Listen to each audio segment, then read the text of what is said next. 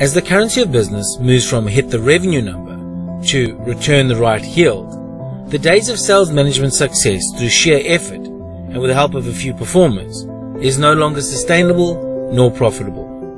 You see, sales performance is no longer merely about how people sell, but it's about the ecosystem through which the selling resources are maximized. And the custodian of that ecosystem is the sales manager. As a result of this, a clearer definition of what the sales manager is hired to do has emerged. In the past, get the number would have been a sufficient definition, but in today's market, that needs to be expanded to get the number by executing the strategy through your people whilst driving client value. And this creates 4 distinct roles. Business management, can the person consistently get the number? Strategic execution, can the person ensure activities are aligned to strategy?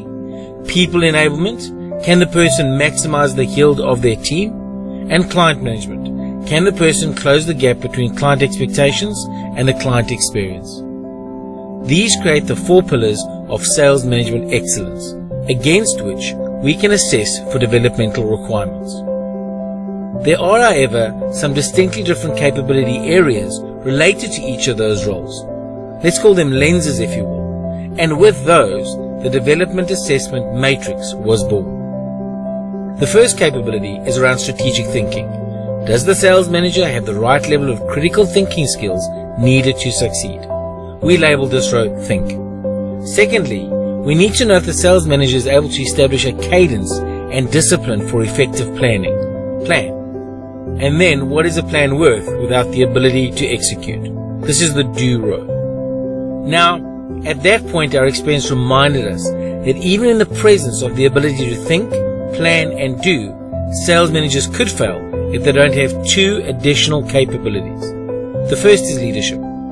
Do they have the necessary leadership skills required to motivate and direct people through constant change? Lead.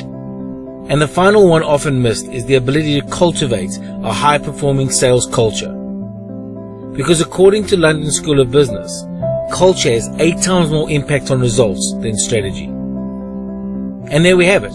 This is the 20-block sales management assessment matrix, which allows us to review the thinking, planning, doing, leading, and cultivating skills needed for a sales manager to get the number by executing the strategy through their people to deliver client outcomes. This is the basis of the sales management development assessment.